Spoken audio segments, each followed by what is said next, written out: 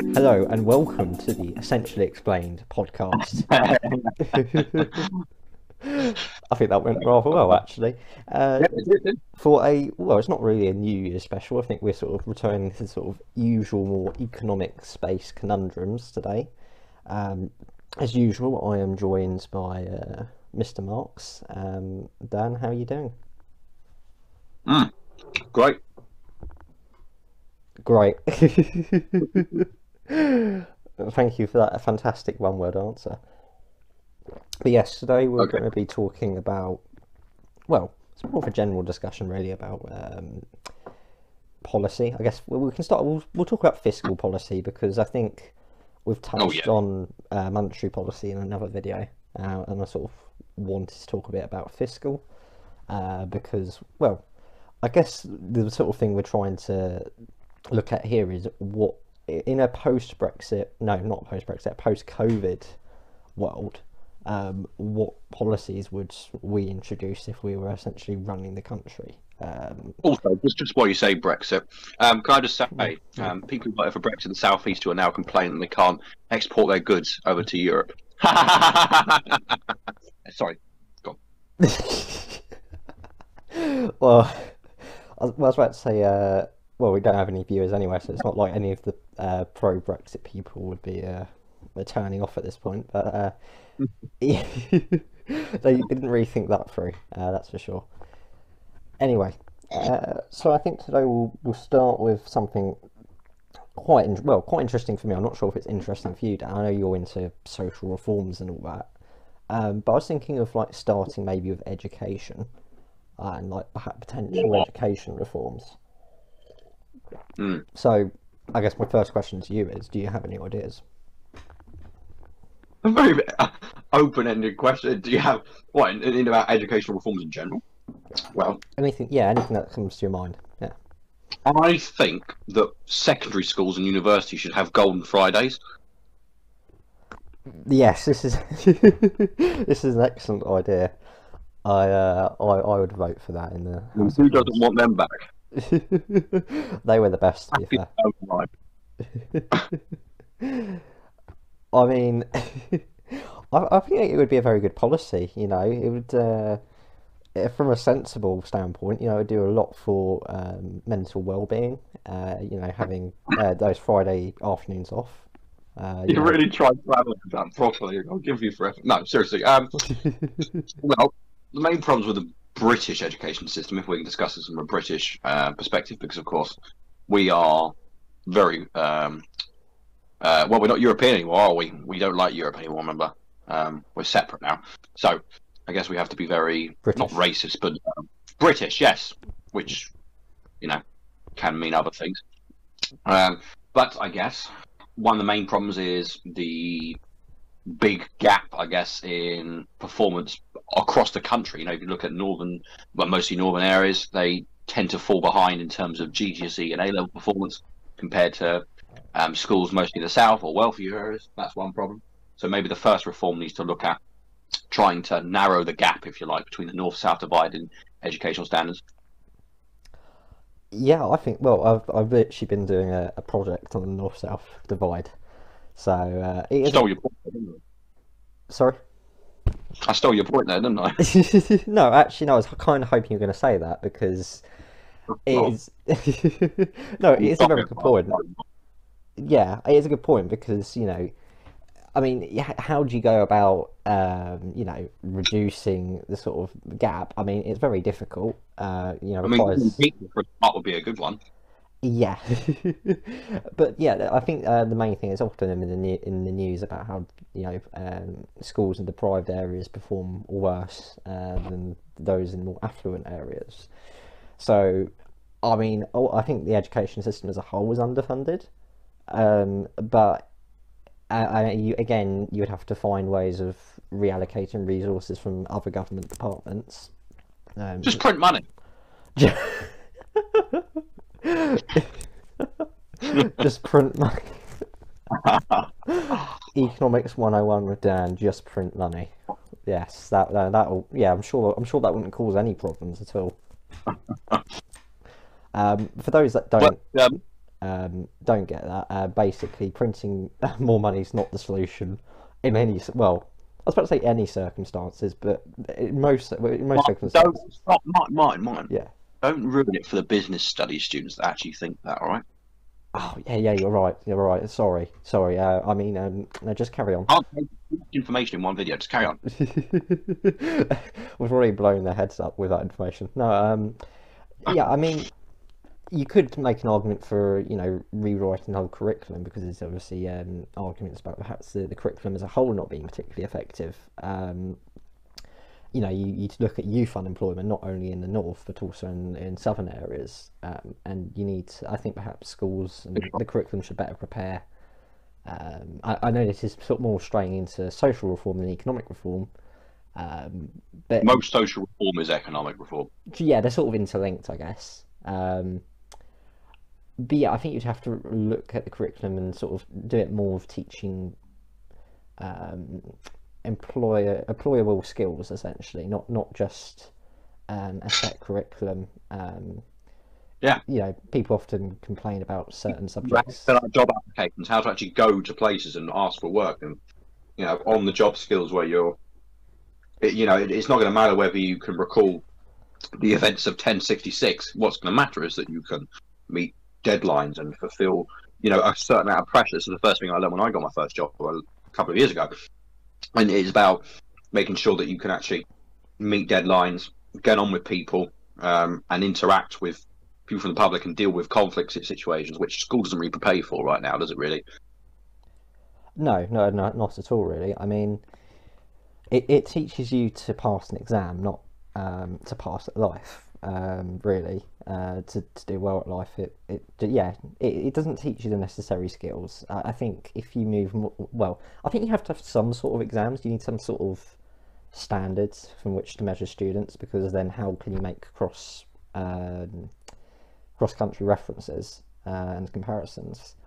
But maybe less emphasis should be put on that and more onto, as you said, teaching those sort of absolutely vital life skills. And you don't want people sort of learning them, or when they're 20, 21, you sort of want them learning it as soon as possible so they can get a job.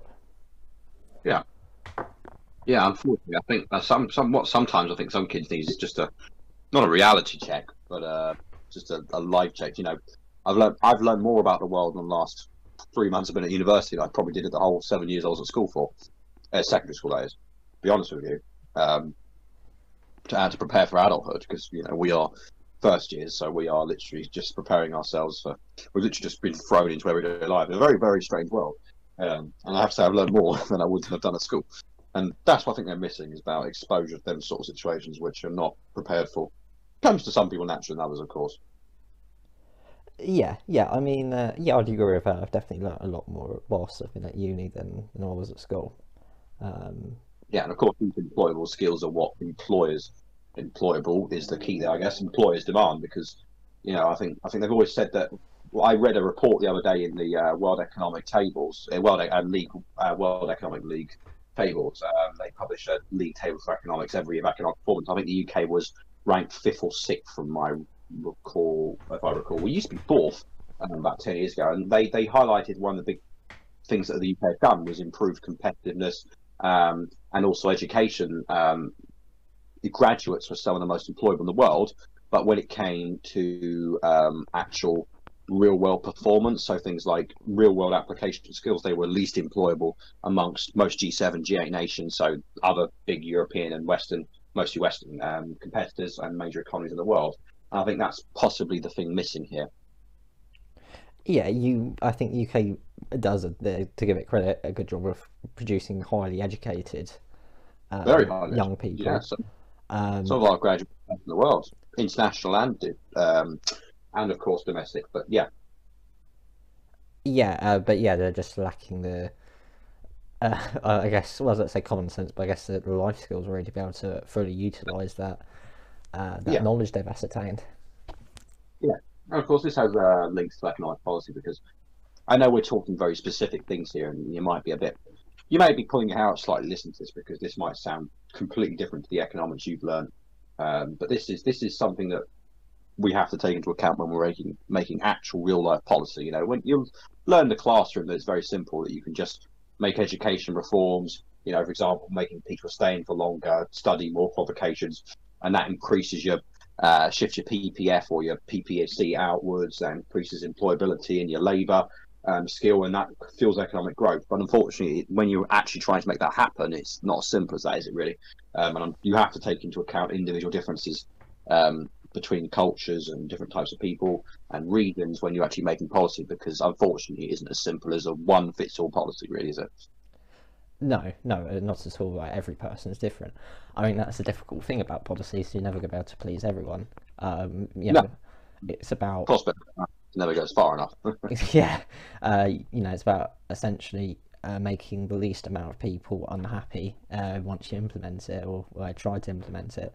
I mean, sort of straying back to sort of economic policy, I guess to try and make this discussion more economics based and just than social. I guess from a investment point of view, you could simply say, oh yeah, we'll pour more money into education. We're assuming that the funds are available, but it's not only that, you have to be able to implement them in the right way. I think maybe that would require coordination between the government and the sort of teachers unions, and finding the best way to sort of allocate that money. Yeah, I mean, the thing, this is a purely opinion-based thing here, so feel free to challenge this with actual statistics. But one of the main issues with the UK, I think, is quite simple. It's that we do have a shortage of actual schools and places and things like that.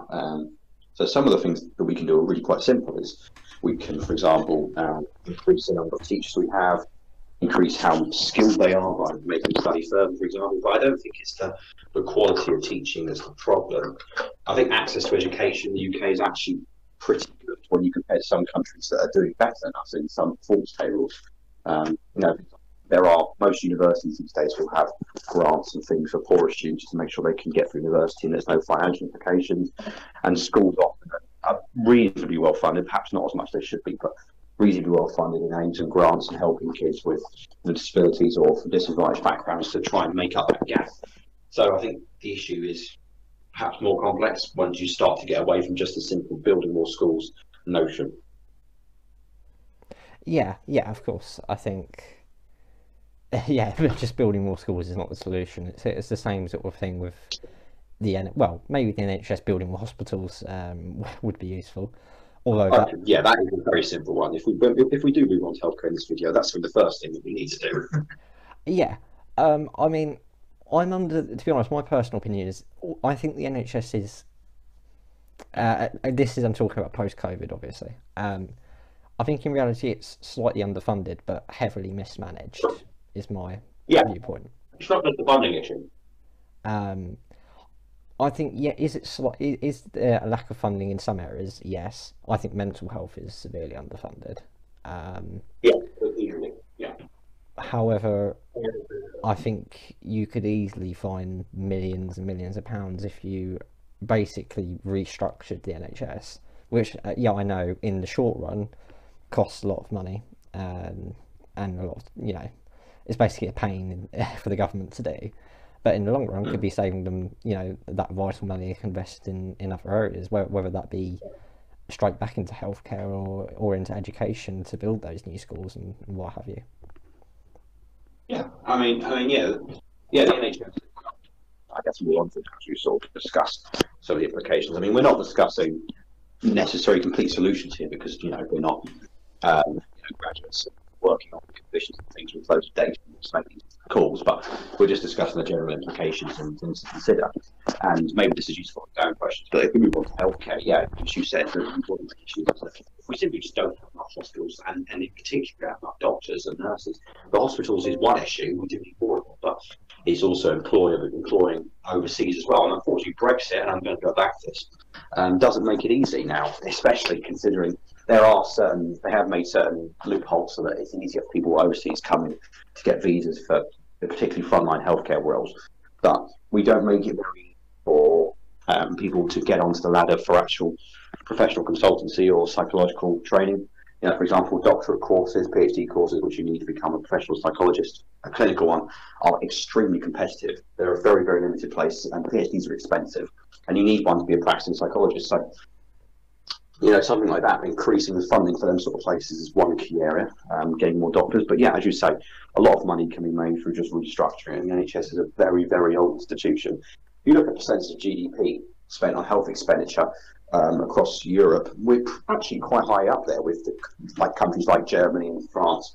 We're not too bad. We spend a hell of a lot on the NHS, and it needs more, but it also needs a ton of management and restructuring. You know, breaking literally hospitals apart and trying to make them more efficient, because unfortunately a lot of the hospitals that we go to these days have been standing on the ground for 50, 60 years, most of them, and they still use similar systems and protocols to back them.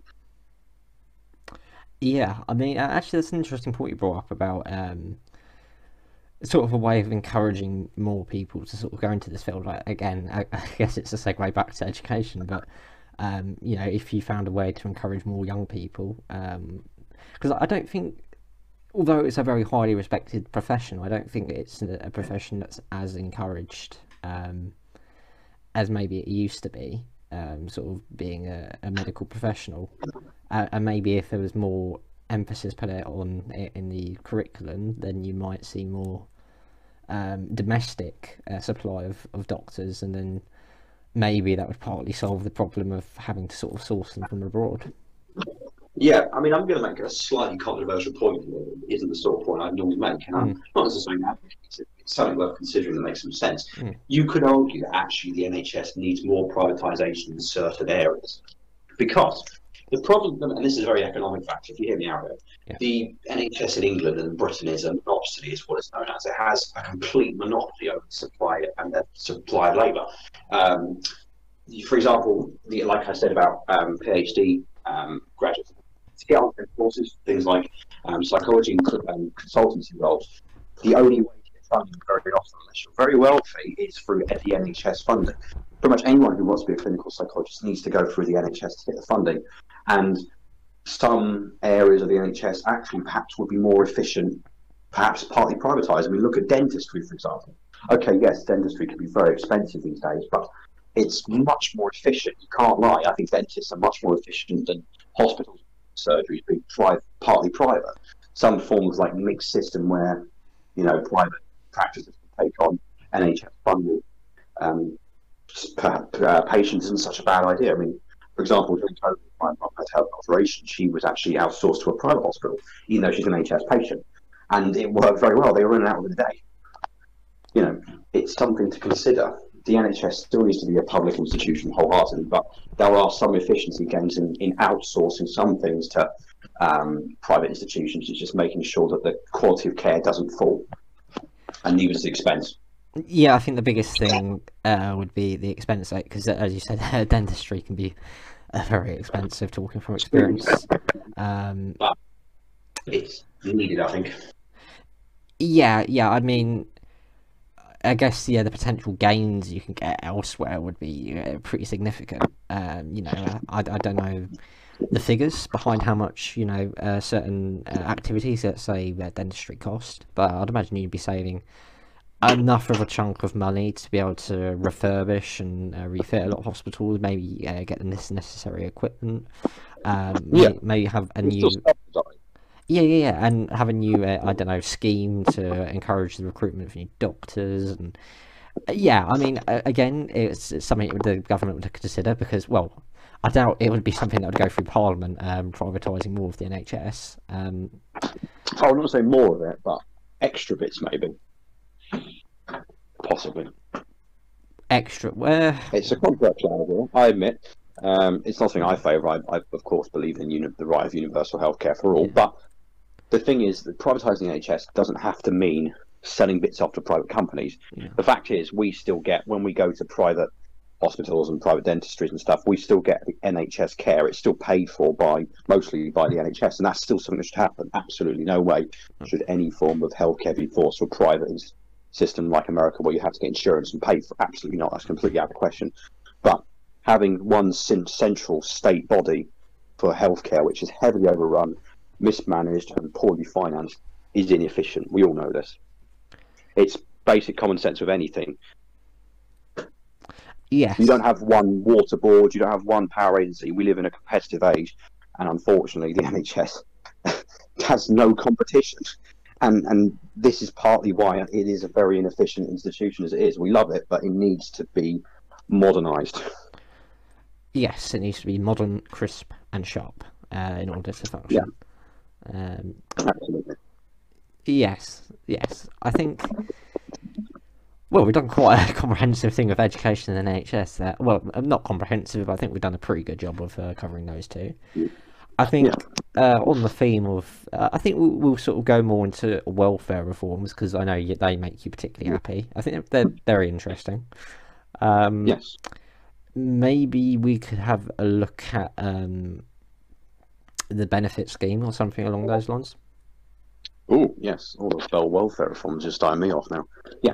I mean, the main problem, to set the scene, because we've tried to deal with the other two, the problems of education, British kids not being good enough compared to employability compared to other countries not being good enough, and then the NHS being clinically underfunded and things like that. Well, the main problem, if you like, with the UK with regard to welfare reforms is, and this is a problem the whole world suffers with, it's not just the UK, is that they're often very inefficient again, and they are a way in which you can try and alleviate some of the burdens on the poorest, because you always say politicians saying, oh yeah, we want to help the poorest of society, the poorest of society.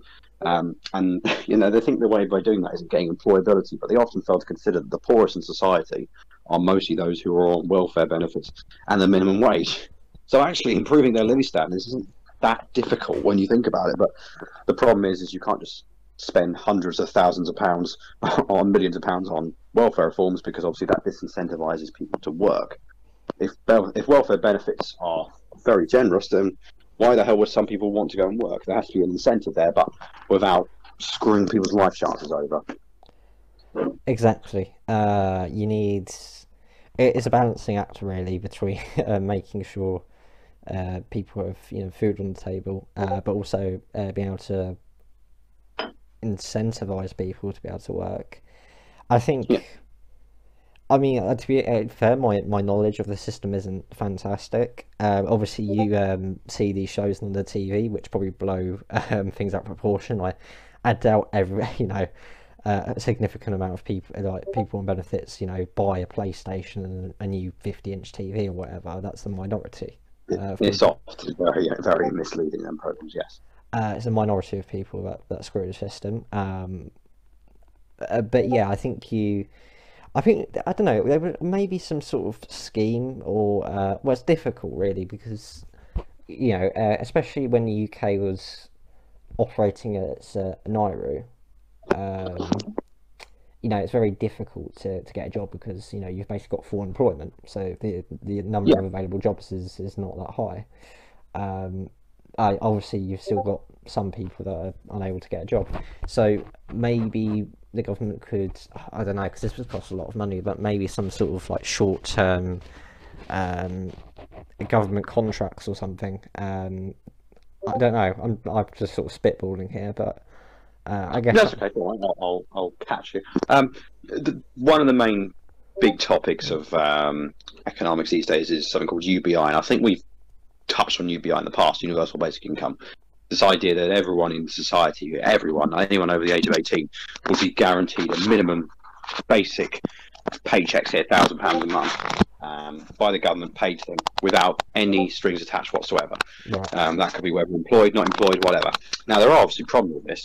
The main idea is it's meant to alleviate income inequality, because if everyone is on the minimum base salary with the current system, universal credit, it varies wildly and it's often very complicated. But with UBI, it's a basic check. But obviously, that might help bring out the poorest people in society. But the problem with it is of course, it's very inefficient in the sense that it could give some people who are also working very wealthy an extra £1,000 a month they don't need.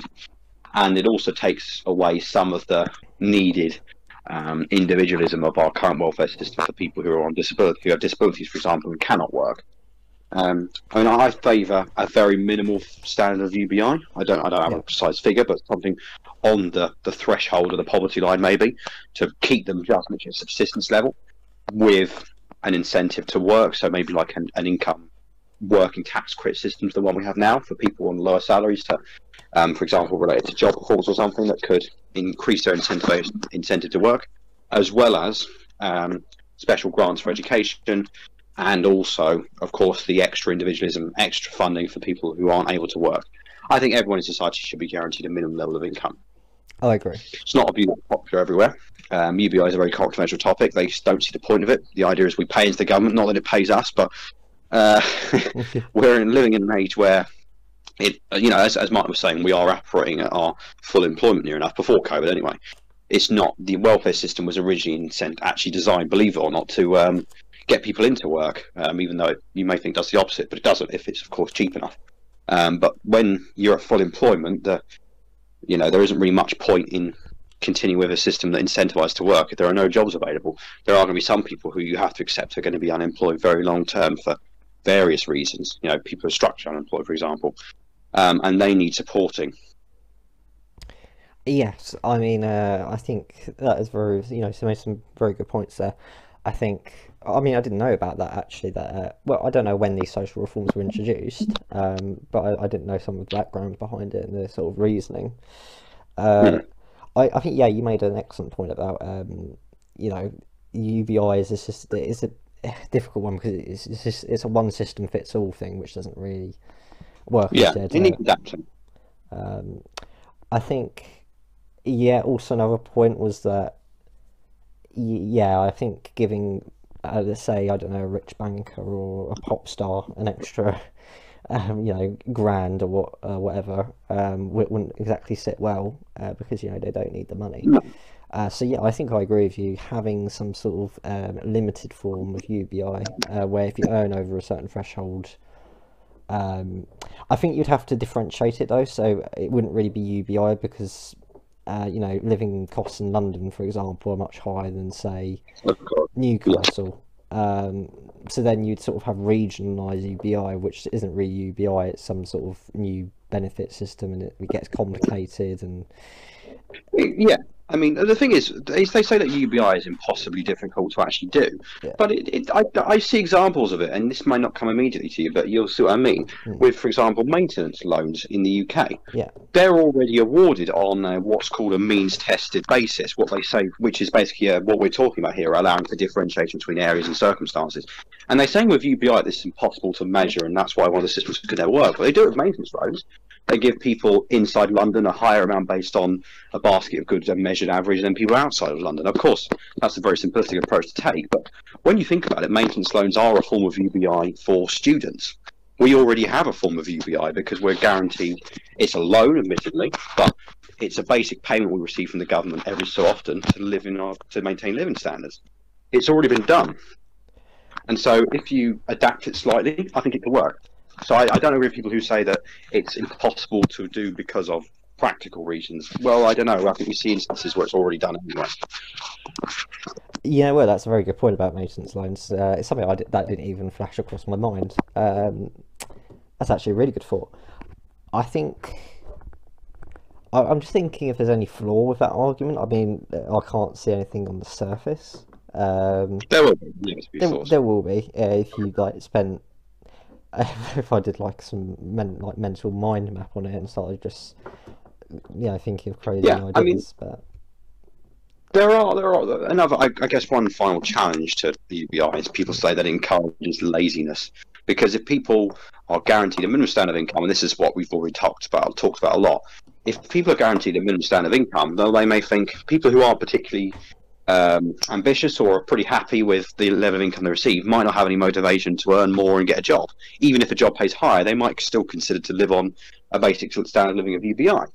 But we are living in a very different age these days where actually we ought to be getting people away from basic jobs. We don't really want to have people work. I mean, a lot of people are opposed to automation, aren't they?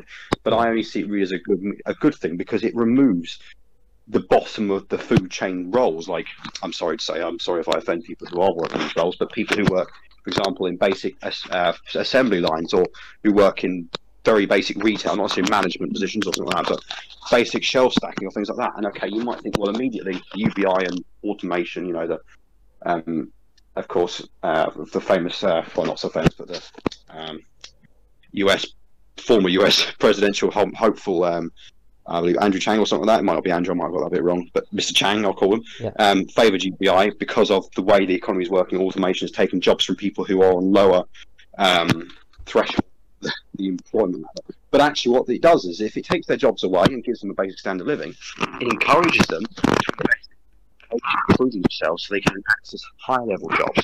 That's the whole basic notion of improving living standards. It's getting everyone away from very low level jobs into higher professional jobs because they can be done by machines. It's how human progress has worked over the last 1,000 years.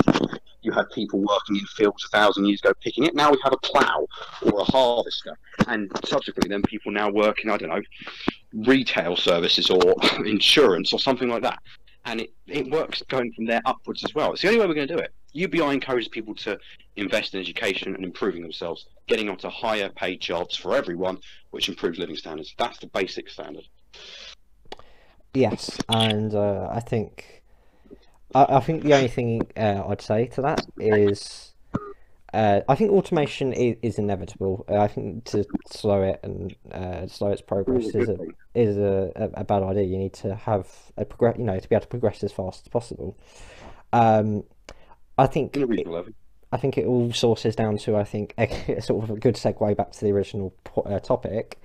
Education. You've got to be teaching these people the skills, so that they're not shelf stackers. They're not being trained to be shelf stackers, but they can operate this machinery. They're IT technicians, they're doctors, exactly. Software engineers. All this. I think once education is moved. Automation only becomes a problem when the machines become above us. You know what I mean? When we are operating on a lower level than they are. And of course, if we don't look at investing in education, that's going to happen for some people. That's what fuels inequality in the first place. Yes. I think, inequality is sort of stemmed from education, for sure, amongst other factors, but education is probably one of the biggest sort of drivers of inequality. Maybe that's another video idea, maybe doing something about income inequality and how to tackle it and all that. Yes. But I've noticed we've been running for about half an hour. It's getting fairly late, and I think I'm gonna head off soon, so I think we'll call it a wrap here. If you guys have sort of any ideas, any policy ideas concerning these topics, then feel free to put them in the comments. I'm sure. I'm sure we will more than happily reply to them and start a discussion. I think that would be probably later a bit of chloroform. Just put on the middle of the envelope. Yeah. He won't notice. Ooh, lovely idea on income. Yes. But I think that would be the main aim of this. The main aim of this channel this year is to start a discussion. Yeah, it's more positive than last year. Yeah. I think we can make a commitment to no COVID videos, unless anything specific comes up. Yes. How hard could that be? I mean, it's pretty difficult. I think we'll give it 3 weeks and then we'll be back onto COVID. But we're going to do our best, is what we're saying, to deliver non-COVID content as much as possible and try and move away from it, because I do feel like we're coming to a point where we might start to finally break free of the change in the next few months with the hope of a new vaccine. So, yeah, hopefully from this year our content will be a bit more positive and proper economics rather than COVIDonomics or whatever it's called, COVIDonomics. Yeah, I think we're going to take a more relaxed approach. I think this has got to be like I guess a mental takeaway from the real world. So yeah, talking about COVID is not going to. That's sort of something we'll probably talk about off screen, not on the economics podcast, because it's not the most fun topic to talk about. People don't need reminding of it. Yes, exactly. This is sort of meant to be something to take your mind off it, not remind you of it.